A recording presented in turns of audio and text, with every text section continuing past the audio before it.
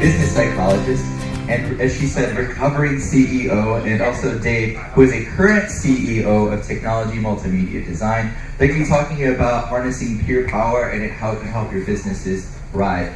Please, warm welcome for Gail and Dave. I was standing there talking to Mike saying, God, these are kind of mellow this morning, but they're great at warming you all up. So thanks for being here this morning. I wanted to find out, first of all, who's in the audience, because we're going to need to do a little translation, I think, for what we're going to talk about to who you are all specifically, because I know that there aren't a lot of CEOs in the room. So the question I have, how many of you would qualify as a solo entrepreneur or a trusted advisor? Raise your hand. Okay, good, look at that. How many people are business owners and have at least 5 employees? Raise your hand. Oh, good job. How many have more than 20 employees? Raise your hand. Okay, a couple of you. So what we're going to be talking about, really about groups that are designed, and so those of you that have fewer than 20 employees, how many of you would like to have more than 20 employees? Yeah, how many would like to be more successful than you are today? How many of you would like for making decisions to be easier than they are today? Oh, good. Okay. So that's what we're really going to be talking about. So let me just give you my background a little bit, and I guess I want to preface it by saying I'm not here to be like, in my day, it was so hard. I don't know if your parents, when I grew up, it was about the parents talking about having to trek through the snow and all the miles and how hard it was and how it's so easy for you, stop complaining. My message to you today is, where I come from, it is so much harder than it used to be a business owner, to run a business, to keep your business successful, to stay on track. And that is really the underlying argument for what I'm going to talk to and suggest that you all do today. And that if you can see, we go back to 85, and that was when I became a clinical psychologist, but I was always an entrepreneur. I grew up in an entrepreneur family. So I was always, in order for a business to be successful, whatever your specialty is, you have to have the underlying business infrastructure, all the systems that are in place. So before there was voicemail and there were these computers, I had a voicemail system that was on my computer that answered phones, and then the telephone system came on. So I'm really back in the dark ages. I grew up without computers. None of you can really imagine that, most of you out there. And along the way, before there was such thing as software as a service, I was trying to create a software as a service for behavioral healthcare providers so that they could do the business that they wanted to do, because they were having to spend so much time filling out paperwork, getting authorizations to be able to provide the treatment that it needed to have. That resulted in having 2 corporations having to raise money, and raising money back in those days, it was friends and family, and then that was it, or that you sold. There was no angel funding, Series A, Series B, all the stuff that you guys are really aware of now. It was pretty tough, and what happened, it was a very fast pace, and I thought it was a fast pace at that time. Not even, it was like snail's pace compared to what you all have to deal with today. My business model changed once in the middle of creating. I was going to create a software for individual providers, and then all of a sudden, Clinton administration changed. Everybody formed groups, so then it had to be for groups. And then it was like insurance companies were expecting us to do lots of work without the money that they used. So it was like, okay, we got to find somebody with deep pockets. And that was when we sold to a large regional hospital. We sold to Cedars-Sinai. And you all know now, when you sell to someone, you think that you're going to be there forever because you're the founder and they love you. I couldn't wait to get out after a year, because being an entrepreneur, all of a sudden, with a hospital, I was part of an institution. And the day they said to me, well, don't you understand you're part of an institution? I go, that's why I've got to go. And after that, I became the accidental organizational psychologist with my background as a clinical psychologist, really specializing in dealing with difficult family relationships, family-owned businesses, partnership problems, but also doing large strategic planning projects, but always engaging that with the concept of personal growth and development around that. And then in 2008, I changed again, and I really came on to what is really the love of my life, the best job I've ever had. And I think, Dawn, when you did your presentation, you talked about that, was about a couple months ago, when you really find what it brings all of your strengths together. And that is being a Vistage chair. And you'll hear a little bit more about that. But the basis of all of this is that, can you help me with my face? There we go. Okay. I can't do my face. Is that if you're going to be successful, whether as a solopreneur, as a small business owner, as a CEO that's growing the business, and as somebody who's really hoping to be the next unicorn, who you surround yourself is really one of the most important things that you can do, is to make sure that you surround yourself with people that are going to support your growth and your vision. I'm going to skip through this kind of quickly because Dave is really going to be the person who's going to tell you about how doing what I'm the setup for this. And that while we're talking about CEOs, I want you to translate in the word CEO, just put what your current title is. If you're a solopreneur, then you think about other solopreneurs. If you're a small business owner, then think about other small business owners. If you're a gig economy, which I'm not sure, does that make you a solopreneur or something different?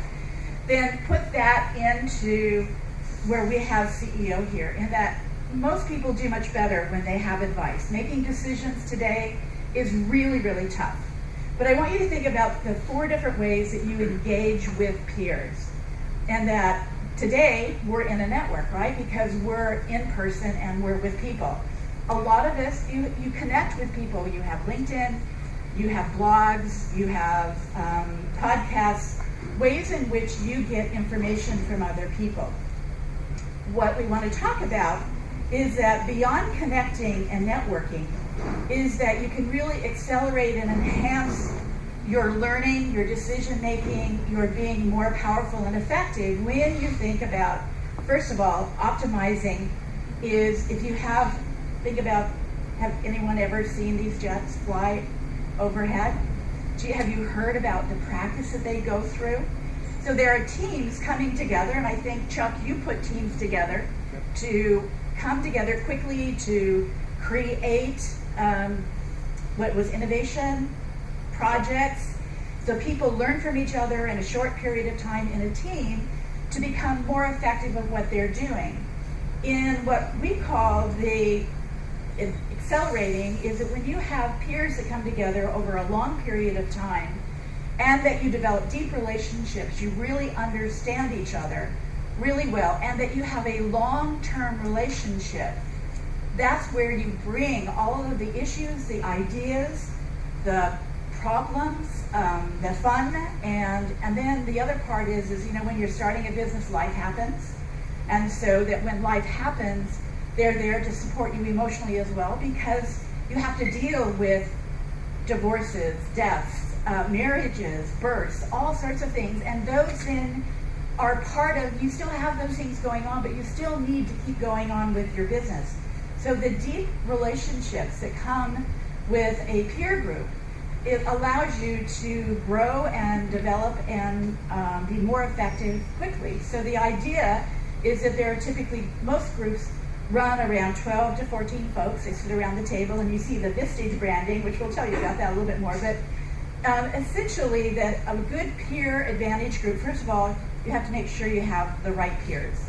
You want people that, if you're a green and growing, fast-paced, whatever your core values are, you want to make sure that the people that in your peer group share your values, your beliefs. Secondly, because this is a long-term relationship, it has to be safe, confidential. It's one where you can really trust each other, so you set ground rules. And then the essential piece is to have what's called a smart guide, to have a facilitator. You can have professional facilitators, you can have people who you can rotate facilitation, but you need to have somebody who's there to facilitate, and then you have standard processes and procedures, agreements about how you're going to communicate with each other, how you're going to bring topics to the group, how you're going to process the topics, and then the most important part is that you're accountable to each other.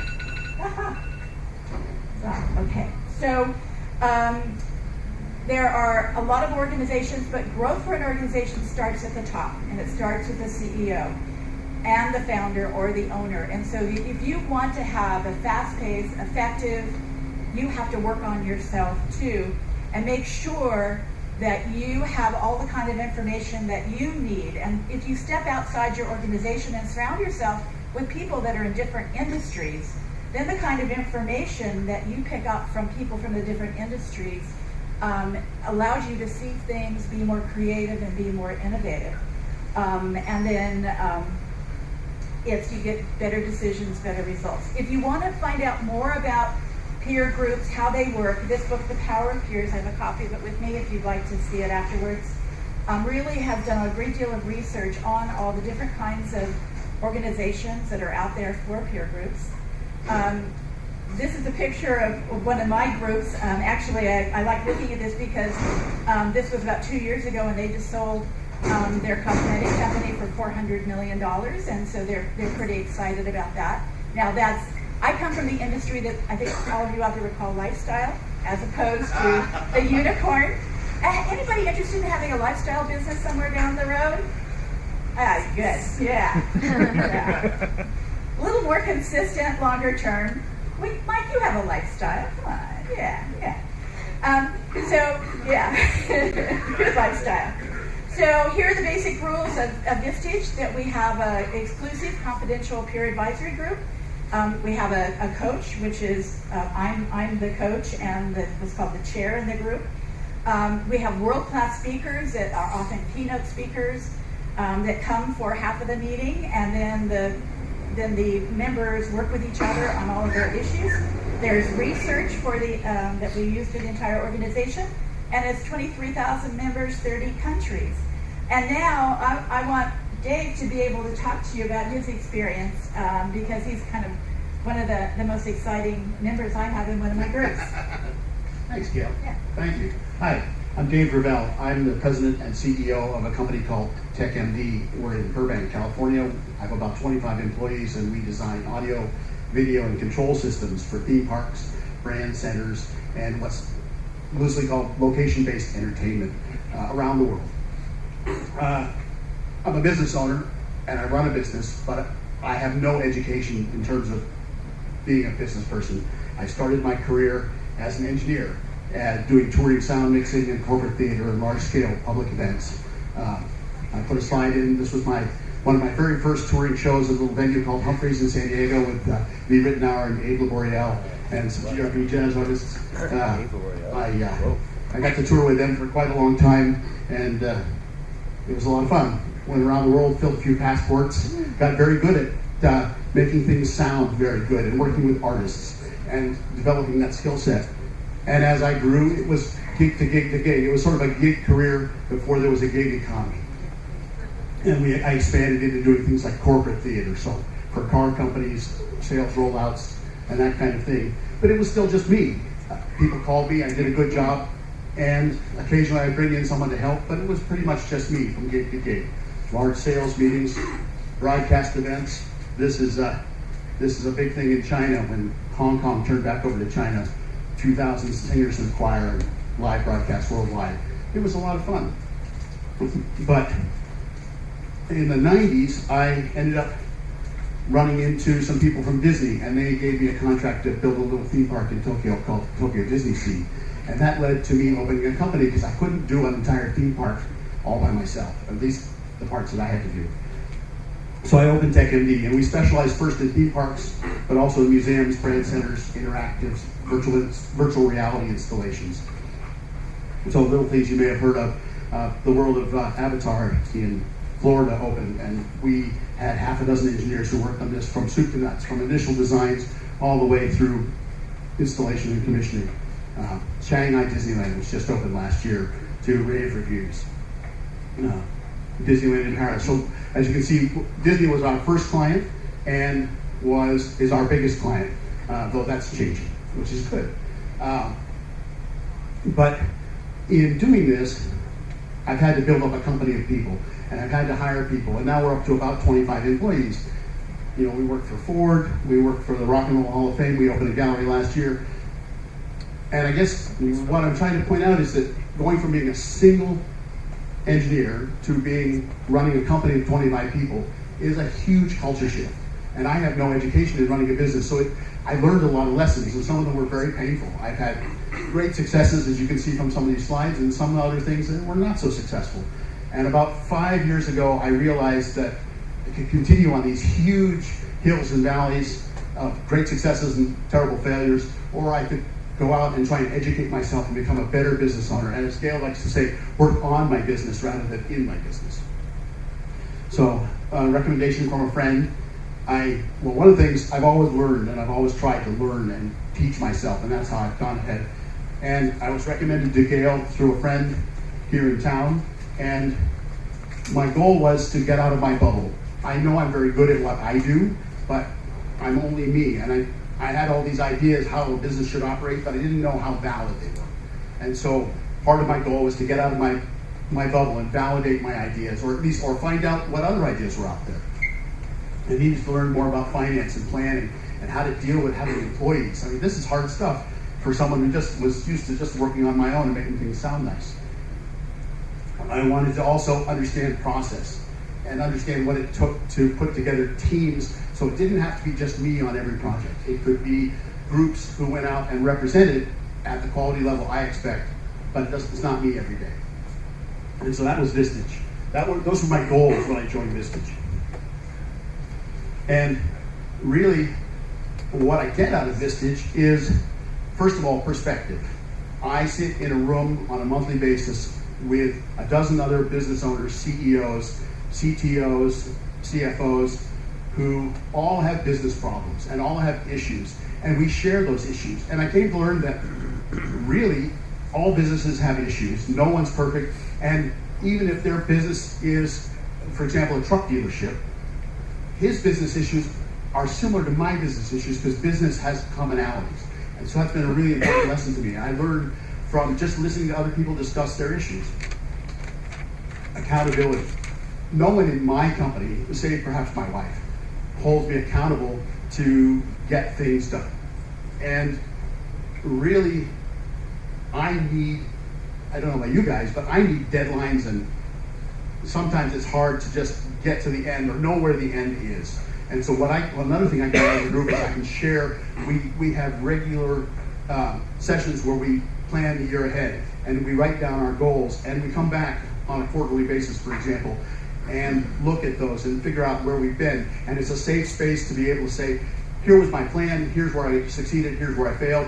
But it's that level of accountability and knowing that in 3 months I'm going to have to go and talk to these people again, and I should be prepared and should have done what I said I was going to do. And that's a good thing. Trust. I'm able to trust the people. I have a 4-year relationship with people now where we're able to sit in the room and talk about everything from how our businesses run to how our lives run, our marriages, our children, all of that stuff, and having that place that I can express myself when I can't necessarily in other parts of my business is really helpful. And support. I'm able to bring issues to the group. For example, if I have an HR issue, I can stand up and say, I'm having this problem, how do you deal with that? And I get feedback, and I get everybody's different perspective on that. And then in addition, what I think is even more important than my asking for help from others is when others in the group ask to process an issue and I'm able to help them, because it gives me an opportunity to think outside my box. How would I solve that problem? And then later on, I found that often I run into that same problem and I can refer back to that session and go, you know what, when we were talking with Joe about that, we recommended this and this and this and it worked for him. Now I'm in the same boat.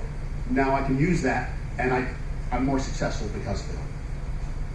And finally, sort of the icing on the cake, every meeting we have a speaker, and it's like having an executive MBA class. It's the education in business that I never got in an institution, an educational institution at Vistage on a monthly basis, which I think is fantastic. So really, through Vistage, I'm addressing my own personal challenges. I've learned to look honestly at what I do well and what I don't do well. I've learned that when I don't do things well, I can bring in experts, and it's not saying that I'm not good enough. It's actually saying I'm pretty smart. I'm bringing smarter people than me, and they do stuff, and we get stuff done. I'm getting better and better at bringing in people, evaluating people, understanding how to work with people, build teams, and all of this comes from working with a team of CEOs and learning how to work as a group. And I also have to learn how to watch cash flow and not get totally carried away with, look how much money I have in the bank, and not understanding that, cash flow isn't everything, and so don't get lost in the exuberance of growth. As a point of reference, the business has doubled twice in the 4 years that I've been working with Gail. So I think that's pretty good. We went from roughly $1 million, $1.2 million, and now we're a $6 million business, which isn't bad in 4 years. Nice job. Thank you. And at the end of the day, I've learned to look at the big picture. I've learned to stand back and look at the business as a whole, look at where we're going, and not just have my nose to the grindstone, but really to try and be strategic and think about where I'm going and guide us there, rather than just going by the seat of my pants. And that has really been something. So, Vistage has been wonderful for me. Thank you all for coming out and listening. Right.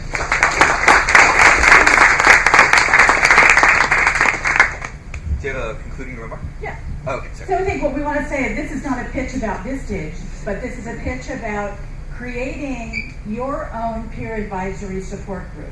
And remembering what are the key elements that are part of that, so that those of you that are sitting out there that have some kind of special expertise, you too could be like Dave. You have an opportunity that comes along.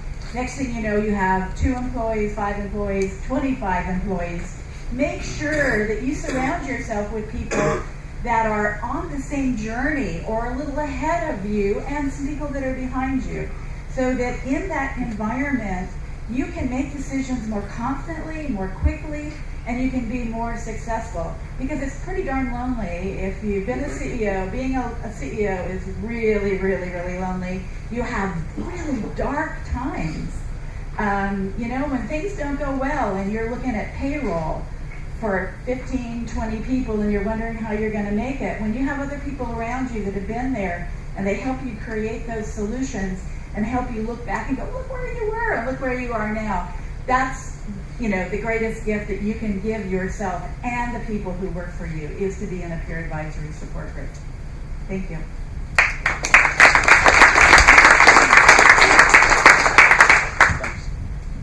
And thank you, Dave and Gail. Amazing presentation. And I just have to piggyback off the idea, because it kind of mirrors what we do here at Friday Coffee Meetup, except a little bit more informal. The importance of networking, peer groups, advisors. Anyone here have a startup or aspires to have a startup? Raise your hand.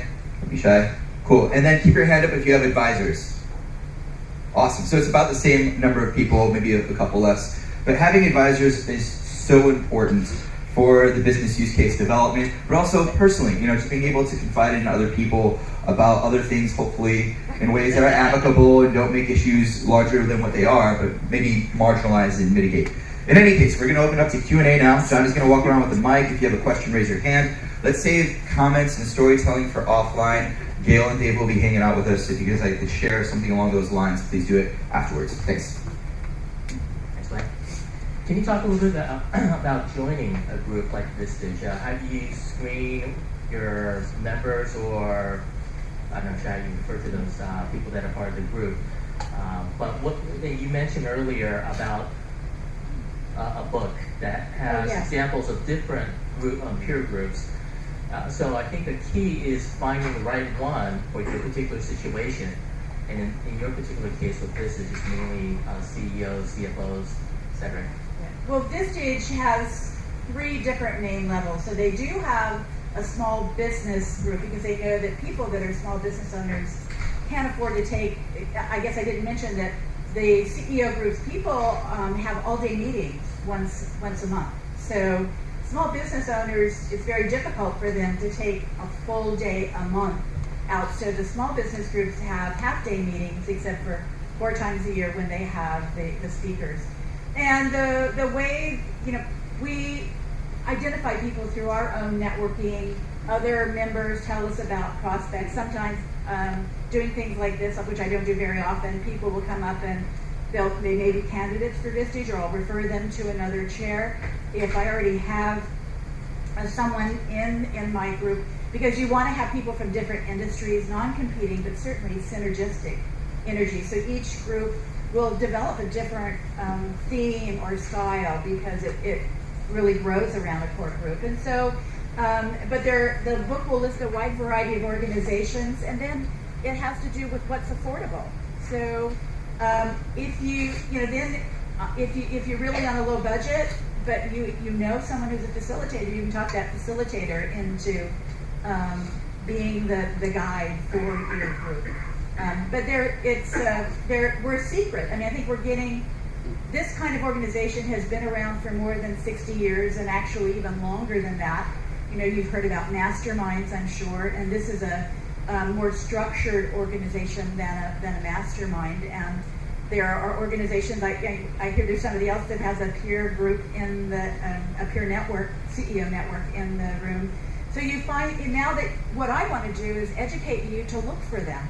It's kind of like, you know, that blue Volvo that you didn't know existed, and now you see them everywhere. So I just want to raise your consciousness to the idea of peer groups, and then you'll start hearing about them. And also, can you tell us a little bit about some of the members in your group? Like you said, you have about 25 people. Well, I have. And Dave is an example of, I guess, a success story of somebody that gained a lot from networking with that group. Maybe a couple of others. Yeah. So I actually have 3 groups. One of my groups is a long-standing group of where the one person just sold the business for $400 million, and they actually were members for 16. Yeah. The thing. It's cutting out. Yeah. I'm a technology expert. Yeah. So sound expert. You got it. Yeah. I'd like for Dave to talk about our group, because he'll see the group differently than I do. But I actually even have a group in Kauai, because I have grandchildren and a son and a daughter-in-law over there. And so each group is different. You know, I have people that are in agriculture and tourism and eco experiences in Kauai. The largest coffee company in the United States. It's called Seed to Cup, so they do everything.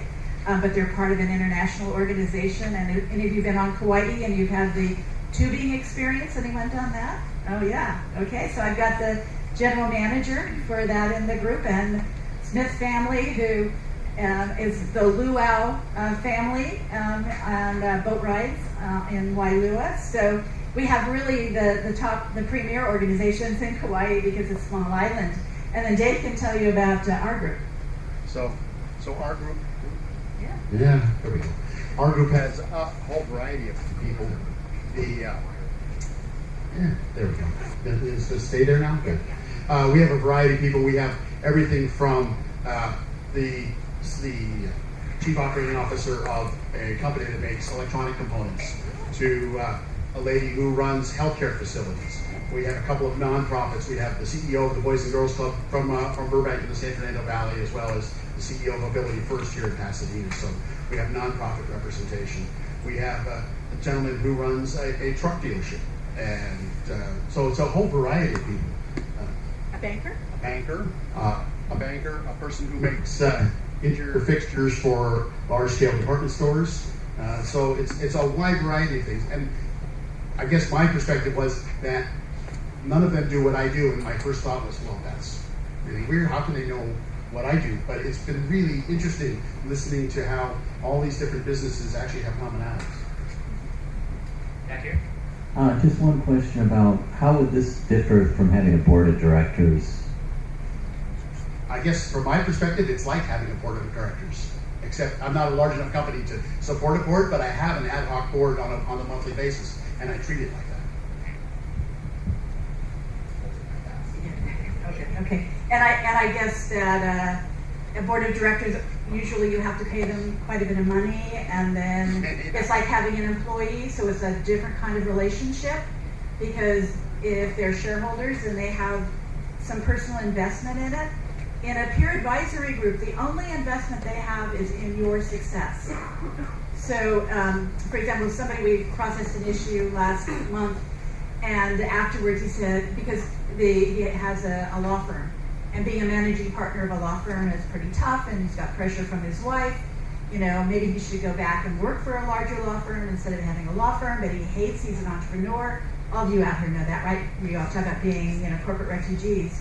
He would hate life if he went back to work for a law firm. And in processing the issue and how he could really become the successful person he wants to, he said afterwards, like, nobody mentioned anything about me working for a law firm. Why not? Well, because you would be unhappy, and we want you to be successful. So peer advisory is only there for you with no other interests involved. And they learn how to know who you are and to listen deeply and to know what your strengths are. A board of advisors, they each have different levels of experience and expertise if you hired them, right? So they understand finance, they understand your industry, if it's manufacturing. So they come there because of their technical expertise and how they can contribute to your organization, and they also need to be right a lot of the time about what they know. And if you have a board, there's some politics and stuff that I know that takes place in boards. This is very different. It's free, uninfluenced. No one has any particular axe or dog in the hunt in a peer advisory group. Over here, yeah. Yeah. I have a question. I am kind of interested in the structure of Vistage and how you've structured that. Do you bring on other people to also be facilitators, or how do you choose facilitators for groups? And the other question I have is, how do you limit or structure the group so that you keep integrity and relationships and trust over the years? Some might come and go, and how do you get paid? And how do you get paid? So Vistage is an international organization. So there are 30,000 members worldwide. In the greater Los Angeles area, there are probably 30 different. We're all independent contractors, and so Vistage provides the overarching infrastructure. They're the ones that handle all of the billing. They coordinate with the speakers. So how do you become a Vistage chair? By getting connected, and I can introduce people who are interested in being chairs to Vistage. They provide the initial training, a little bit of support in terms, but you build your own group as a chair.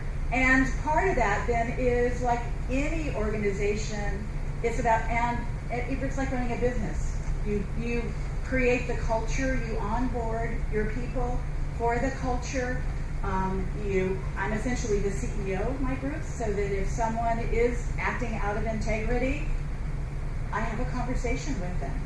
And as group members, so it really is your own little organization in business. So you do it the same way you would do in running any business. Did I answer you had several questions. Did I answer all of them? I did. Good. What about, you mentioned within the group and members of members, what about other Vistage groups? Are you also able to access certain people that have areas of expertise that your group might not have? Absolutely. So just like LinkedIn, and every organization now has its own website with connectivity, there are also affinity organizations within Vistage, so that people can connect it, like the tech companies or aerospace industries, manufacturing. So there are different subgroups. Some of them are fun subgroups as well, so like golf and wine, or women's issues.